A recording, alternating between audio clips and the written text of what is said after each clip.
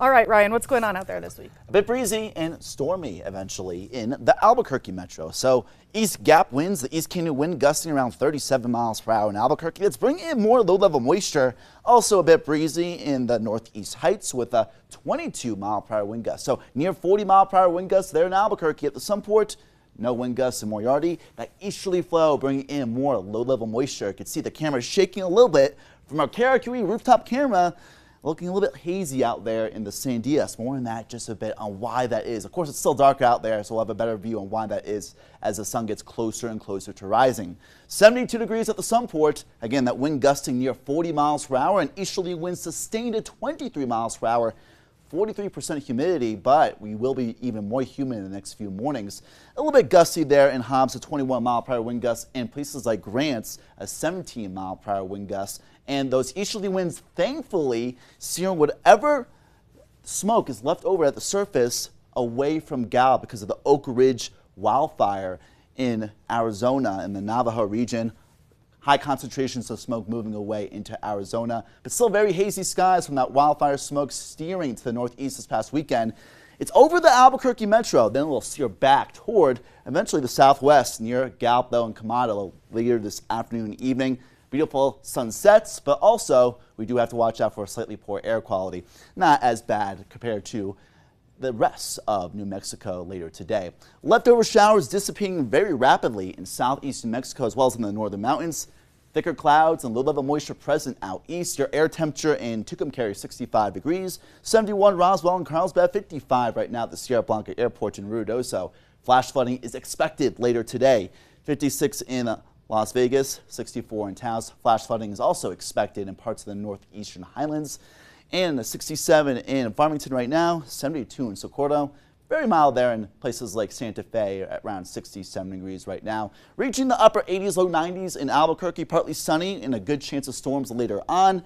More muggy and very gusty winds. And I think depending on how stormy we get later this afternoon will also determine how high our temperatures will be. Before then, getting close to the high 80s, low 90s. I would not be surprised if we actually failed to reach the 90s in places like Albuquerque, and low 90s in Deming, low to mid 90s in Farmington later on. But by the 3, 4, 5 o'clock hour, temperatures will drop in the metro and Santa Fe, 60s and 70s in the northeast highlands, and barely reaching the low 70s in places like Roswell, upper 80s near 90 in parts of southeast New Mexico. Storms forming around lunchtime. Look at that ring of storms around the central mountains toward the San Juan Mountains and the Gila National Forest. Inspire showers and weaker storms out in southeast New Mexico becoming stronger. But look at those storms starting to migrate to the west toward the Rio Grande Valley later this afternoon, eventually pushing towards Silver City and away into Deming potentially this evening, and a good amount of rainfall meandering around the Hermit's Peak Calf Canyon burn scar likely later this evening as well. So our monsoon meter today, a 7 out of 10. More widespread storms and flash flooding is more likely. Again, expected around the burn scars, including the Silver City area around the Trout Fire burn scar. Something we'll keep an eye on. Flash flood watches around the eastern mountains and also southeast New Mexico. This is for later this morning to the afternoon and evening, and we're going to be watching out for a good amount of rainfall all the way through Friday. Look at these rainfall totals from Roswell, Carlsbad, and Hobbs. It's been a wet one. More than 2 to locally more than 4 to 5 inches in these red colors all the way through Friday in Albuquerque, Santa Fe to Socorro, between a quarter of an inch nearby to as much as an inch. A good amount of rainfall in Tucumcari and not as much rainfall nearly there in Farmington. So this high pressure system in the Four Corners trapping moisture, bringing more moisture from the east, and that will migrate to the west with more widespread storms throughout the week, especially in southeast New Mexico later this week with a higher chance of severe weather later this week.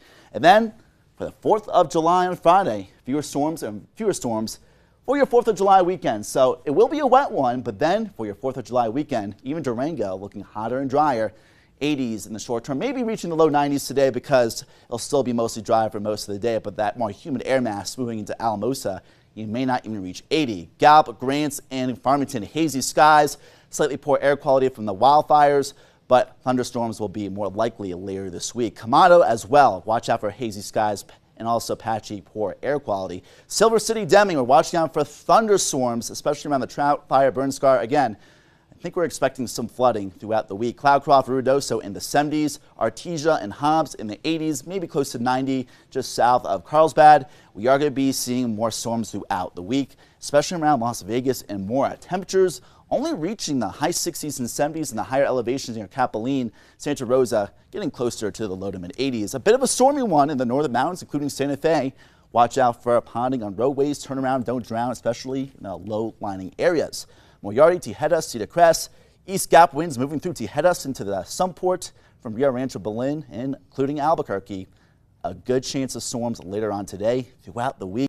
4th of July, perfect timing. We dry out and we heat up.